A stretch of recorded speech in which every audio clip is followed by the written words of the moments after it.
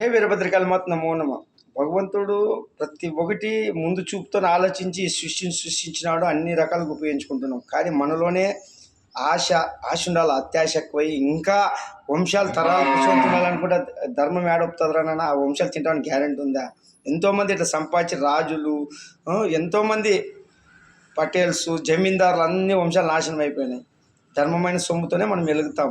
అధర్మంగా ఉండే సొమ్ముతో నాశనం అయిపోతారు వంశాలు. జాగ్రత్తగా ఉండండి, ఉసురు తగిలించుకోకూడదు. తర్వాత ఇప్పుడు వృద్ధాప్య పింఛను అద్భుతంగా ఉంది నాన్న. ఎందుకంటే ఇది 4,000 పింఛను వస్తుంది కాబట్టి ఈరోజు అవ్వ కానీ తాత కానీ అమ్మ కానీ నాన్న కానీ కొంతమందికి 60 ఏళ్ళు వచ్చిన వాళ్ళని ఈరోజు బాగా చూసుకుంటున్నారంటే ఆ 4,000 పింఛన్. ఆ 4,000 పింఛన్ రావాలా వాళ్ళ ఇంటికి. ఆ పింఛన్ కంటిన్యూ కావాలంటే వాళ్ళని ఎంత బాగా చూసుకుంటున్నారో అంత బాగా చూసుకుంటారు. నిజంగా భగవంతుడు ముందు చూపుతో కలియుగంలో మనుషులు ఇట్లా తయారవుతారు, సరిగా తల్లిదండ్రులు చూడరు అనే దేవుడు పెట్టిన వరం రా నాయన. నిజంగా ఆ భగవంతుడు ఎప్పుడెప్పుడు సృష్టిని నడిపిస్తూ ప్రతి ఒక్క జీవరాశిని కాపాడుతూ ఈరోజు ఆ శివుడు, ఆ పరమశివుడు లోకమాతపిత పార్వతీ పరమేశ్వరులు నిండుగా ఉండారు కాబట్టి భారతదేశం వెలుగుతుంది.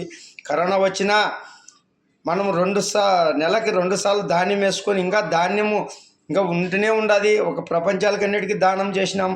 భారతదేశం ఎప్పుడు నిండుగా అన్నదాత సుఖీభావ అన్నపూర్ణేశ్వరం నిండుగా ఉండాలి. అందుకే దేవాలయాలు, మన సనాతన దేవాలయాలు, ఎన్ని దేవాలయాల్లో రోజు నిత్యం అన్నదానాలు జరుగుతుందో ఆలోచించండి. ఇప్పుడు మళ్ళీ ఆంధ్రప్రదేశ్కి మనకి అన్న క్యాంటీన్ ధర అన్నదానము ఇవన్నీ చూడండి. మీరు 5 రూపాయలకి భోజనంకి ఏమొస్తుంది ఇప్పుడు కాలంలో? చూడండి, ఒక టీ రాదు. కానీ భగవంతుడు ఆ వీరభద్రుడు దిగినాడు కాబట్టి వీరభద్ర యుగంలో ఇవన్నీ అమలు పరిపిస్తున్నాడు. పోలవరం కంప్లీట్ అవుతుంది, అమరావతి అవుతుంది, మన యువకులకు ఉద్యోగాలు వస్తాయి. మనమే ఇంకా వేరే రాష్ట్రాల యువకులకు ఉద్యోగాలు వచ్చే రోజులు కూడా దగ్గరలో ఉన్నాయి.